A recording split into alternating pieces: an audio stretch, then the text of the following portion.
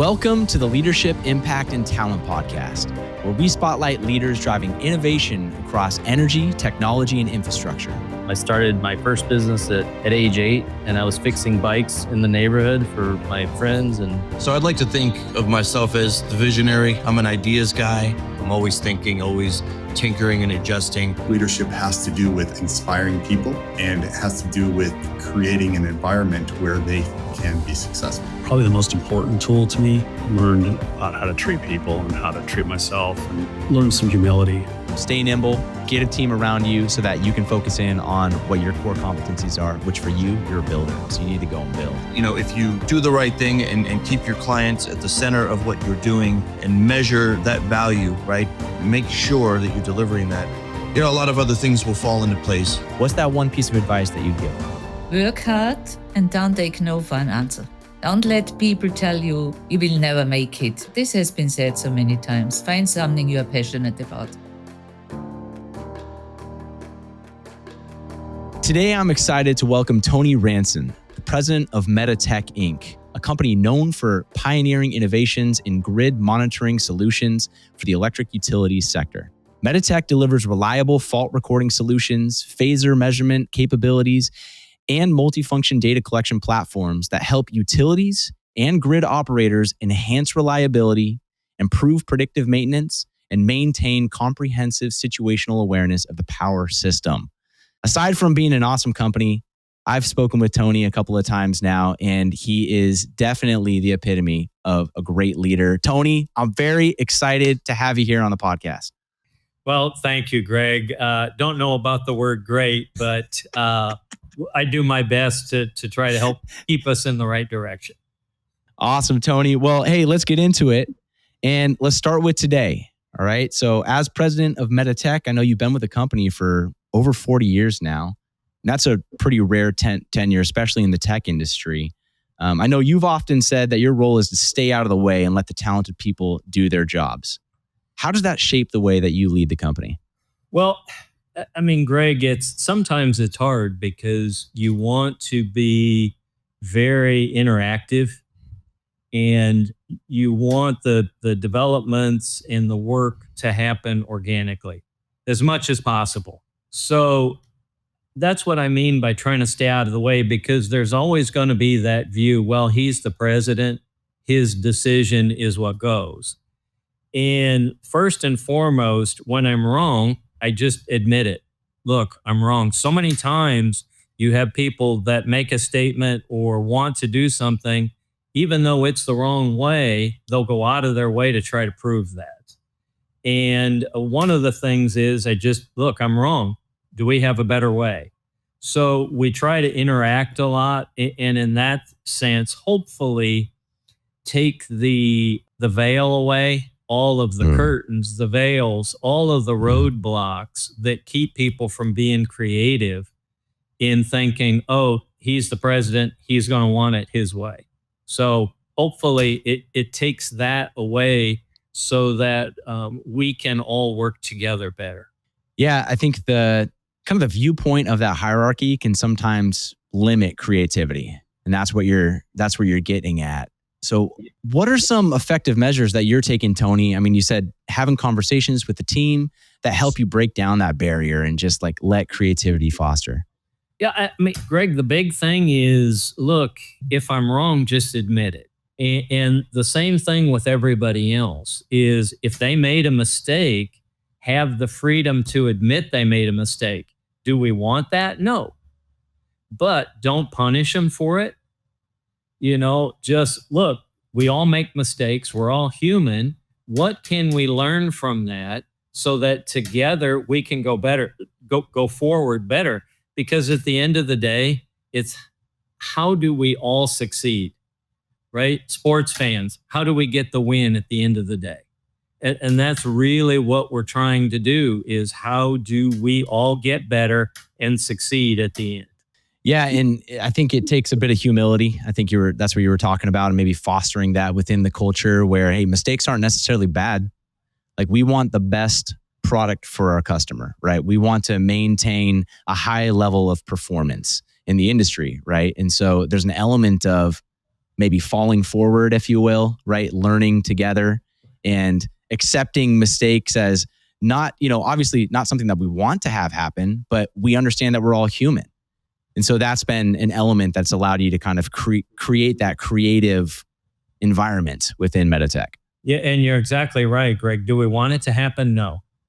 Mm-hmm. We want every piece of equipment that we ship to be in the field running for 10, 15, 20 years. Okay, that's what we're striving for. And we just have to all be willing to work towards that. Put the egos aside of I don't make mistakes. Put that aside and admit, again, starting with me at the top, admit when I made a mistake and we move on, we figure out a better way. I love that. So maybe we can rewind the clock a little bit. I know in our previous conversation, we were talking about how your career was never really destined to be the president of a company like Mehta Tech, right? That wasn't something you strategically sought out. Maybe can you walk us through your early career and maybe what were some pivotal decisions that you made that ultimately lined you up, though, to be the president of Mehta Tech? Well, I mean, first decision, chronologically, if we start going through this, right out of high school, the college I chose, I had some great teachers. So I went to a community college at first because I wasn't even sure that I was going to like this electrical engineering thing. So, okay, I'm going to get my 2-year degree. I'll have something to fall back on if it doesn't work. And so at our local college here, Blackhawk College, I had 2 instructors, John Lambert and Don Bainter, that really set me on the road. And once I started taking the digital and microprocessors, I knew, wow, I feel comfortable. This is what I'm going to enjoy. One of the instructors then referred me to Northern Illinois University, knew the head of the department there, the electrical engineering department. I went, visited, found out that they were funded a lot by Intel. And we were learning, when I went to 4-year, we were learning the Intel 8086, 8088 from preliminary data books. And Intel was providing us all of the components. And so in the lab, we were wire wrapping and soldering perf boards and whatnot to do some development. So we helped them. We actually found a couple of bugs in some of their parts. But we were writing the code from these preliminary data books. And so from there, I worked at IBM for a little bit, found out that wasn't me. Got back in the area and started working for Mehta Tech and had some phenomenal mentors. The founder of the company, Harish Mehta, he passed away earlier this year. The chief engineer, Dick Dickens, some of the accounting people, Karen, Cecilia. I just tried to learn as much as I could, work hard, and keep looking ahead to what can we do for our customers to make our customers happy, to get a great, reliable product in our customers' hands. And so no pre-planning, for any of this, just then moved in general manager, vice president, general manager, and now the president. And just try to maintain that same idea, those same goals, those same ideals for what we want to do and should do. Yeah, and I think your career journey, right, kind of highlights your work ethic, your dedication to excellence, right? You talk a lot about learning and learning as much as you can in each of the roles that you had, right? It's kind of positioned you well. But another common thread is mentors. I think that's something that not everybody latches onto. You mentioned in your high school career and then in college and then even joining Mehta Tech, right? You had some great mentors who kind of helped guide you on your path. Tony, what would you classify as like that leading edge that having a mentor gives you? Wow. Yeah, that's a great question. For example, our chief technologist, our chief engineer, Dick Dickens, he was all about the technology, all about the code, et cetera. I helped him a little bit more from the hardware side because I came from that background at the university and, at IBM. So, I learned that part from him. Harish Mehta, phenomenal sales and marketing. How is he dealing with the customers? What's he saying? How's he interacting with the customers? And Mr. Mehta, you talk about a guy that was brilliant yet humble and admitted he made mistakes when he did. And then as I became general manager, learning from the accounting people, Cecilia and Karen, hey, this is what we need to look out for. This is how we should manage the business aspect of it. So just work hard. Don't be afraid to pick up some extra tools in your toolbox along the way. Even though my degree says electrical engineer, I've also gotten degrees from my mentors in how to do and not do some things. Yep. And so it seems like you're keen at locking onto either aspects or qualities of different leaders, people in your life, influences, right? And trying to maybe mimic the good qualities that you see in them, right?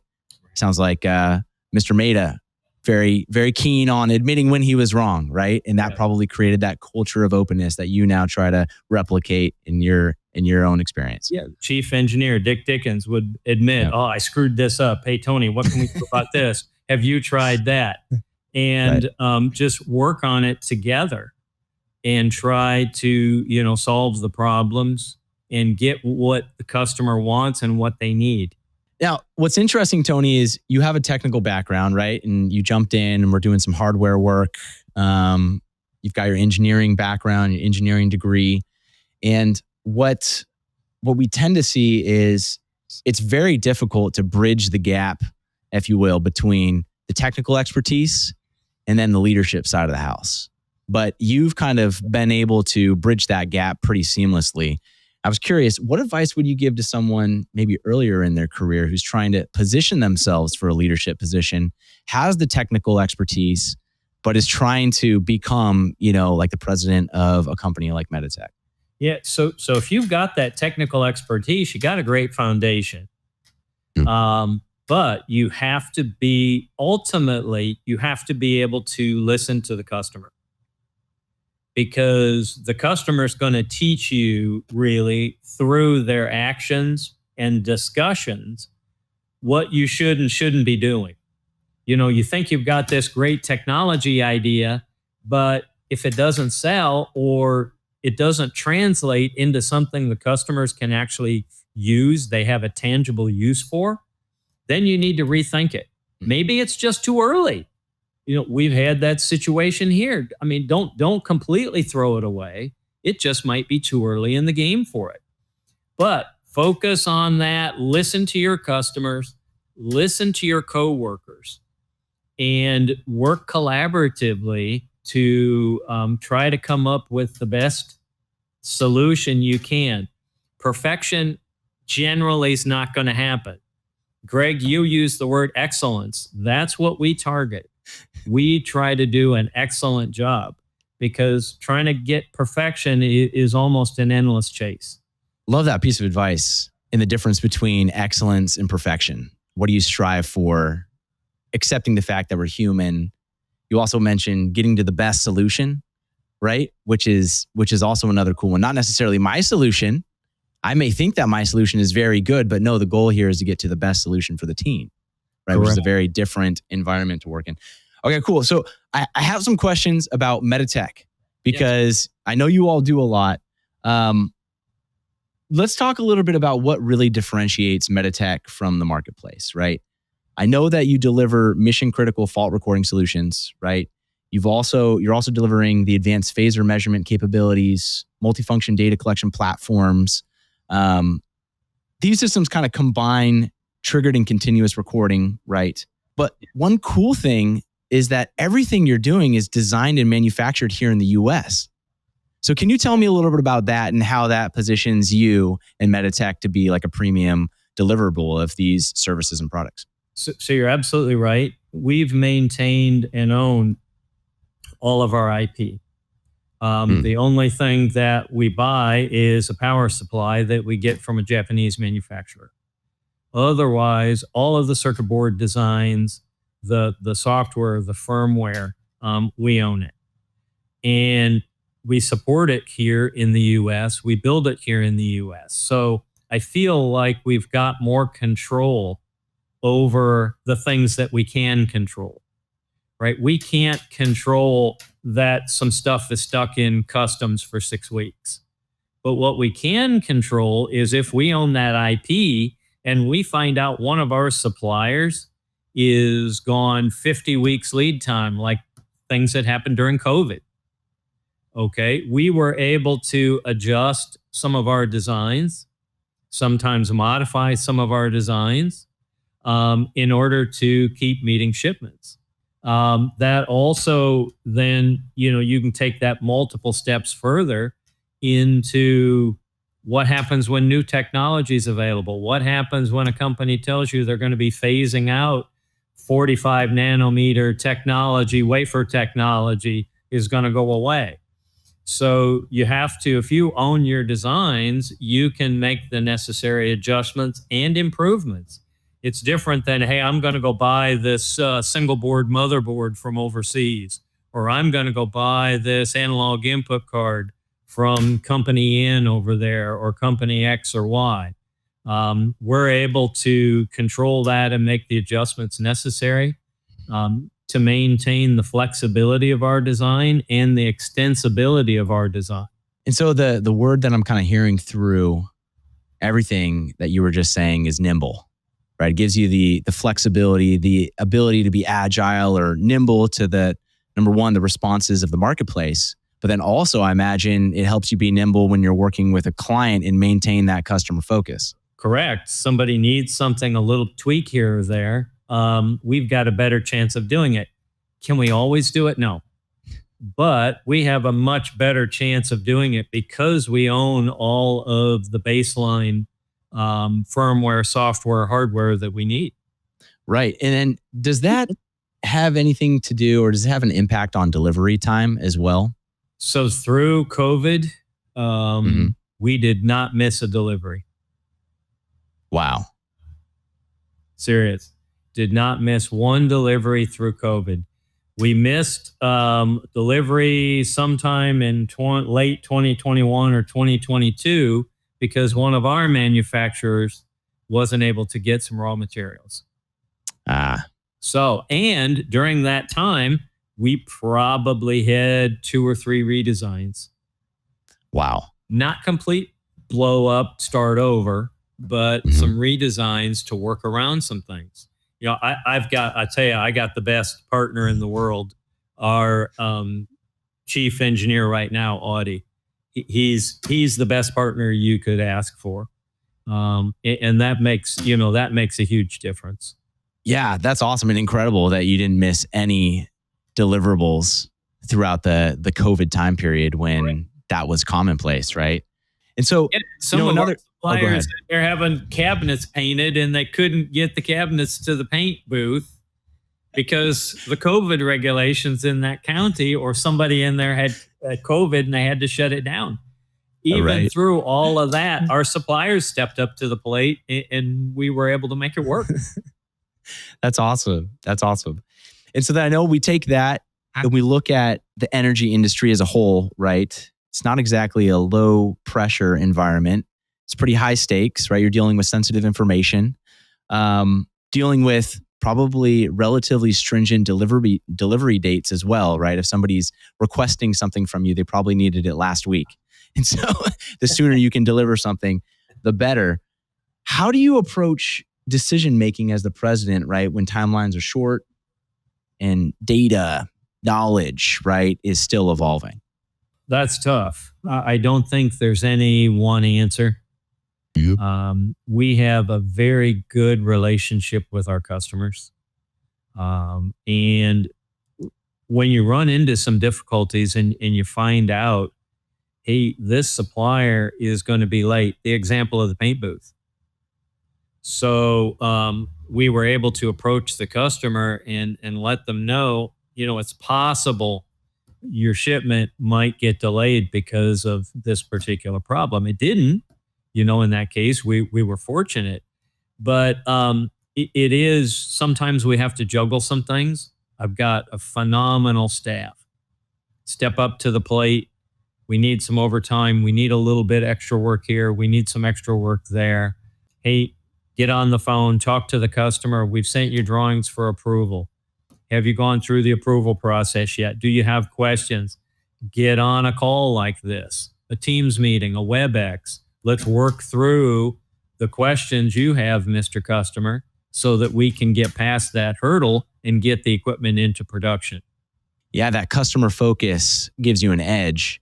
And you were talking a little bit about your team, right? And having the best team. And the best team comes from a couple of different places, right? I imagine you probably have we talked about this on our earlier call, right? In our preview call, but Meta's secret sauce, right? There's something that you do in order to attract the right candidates that are going to fit your culture. But then once they're there, there's things that you do that allow them to continue to grow and you're able to retain that talent. But what are some of the things, you don't have to tell us, the In-N-Out burger special sauce recipe, but tell us a little bit about what you do, Tony, in order to generate such a great team that's able to put the customer first. So proudly, I will say, we have had a third generation of people work here. The father worked here, the daughter, and now the daughter's son is working here.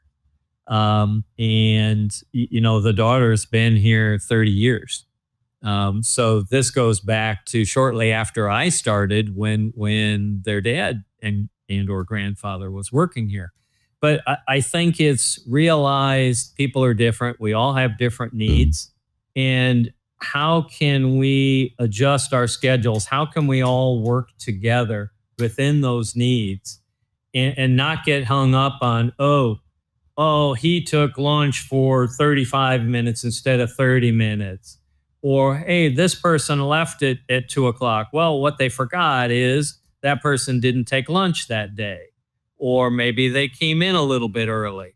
So we try to be flexible with everybody, family first, and try to treat everybody as individuals, which we are. And then focus again on, rather than saying, oh, we want this perfect. Because everybody knows it's going to be hard to achieve perfection over and over and over again. So it's the realistic approach. Let's give the customer excellent solutions that are high quality, very reliable. We had a call last week, equipment that had been out in the field 25 years. Wow. Been running 25 years in the substation, in the 345 kV substation. We want to upgrade it. Okay, what can we do? So we sit down and we figure out how we can move forward. So again, collaborative, make sure people feel like they're being heard because I'm listening. You're at the top, you've got to set the table. Admit you're wrong when you're wrong. And be able to work with everybody's individual needs. I mean, it sounds like a great place to work. Are you hiring? No. Actually, yes. But so I mean, that third generation, though, speaks volumes. Yep. And just today, somebody came to me and said, hey, Tony, I've got a friend. He's unhappy where he's at. He works in IT. Could you use his skills? He'd be interested in working here. I've talked to him about the place. He thinks he'd really like it here. So yes, that is part of it, is that word of mouth from quality people bringing other quality people in. Really got nothing to do with me. It's the quality individuals that are here bringing others in. The best people come from referrals, right? Yeah, exactly. The dad spoke highly enough of the company, probably around the dinner table holidays, that the daughter worked here. The daughter spoke highly enough of the company during non-company hours that the son works here. And I think that speaks volumes about everybody here. Absolutely. Well, Tony, this has been awesome. Awesome learning from you, hearing about your journey, and then also hearing about the secret sauce. Thanks for letting us in to that a little bit. But before we wrap, I like to ask everyone I have on the podcast a similar question. What's one piece of advice that you'd give to leaders who want to succeed in an industry like yours, driving technology solutions? Well, I think we've covered it, Greg. Be honest, not only with the people you're working with, but be honest with yourself. You made a mistake, admit it. Just do that and then work with others. Be collaborative. Because in a technology environment, we all come from different backgrounds. There's a lot of great ideas out there. And again, I can't emphasize enough, the Dick Dickens and Audie McAvoys of the world that are such great people to work with, brilliant people, and we just sit down and we work through the solutions. So I think that's the big thing is get the egos out of the way, in other words. And then the collaborations will take on a life of their own. Tony, I have enjoyed the no-nonsense discussion and recommendations that you have provided me and the audience here today. Thank you so much for joining the show. Oh, you're very welcome. Thanks for having me on. I appreciate the opportunity. And maybe if you get enough people that enjoyed this, we can get on and have some more fun. That sounds great, Tony.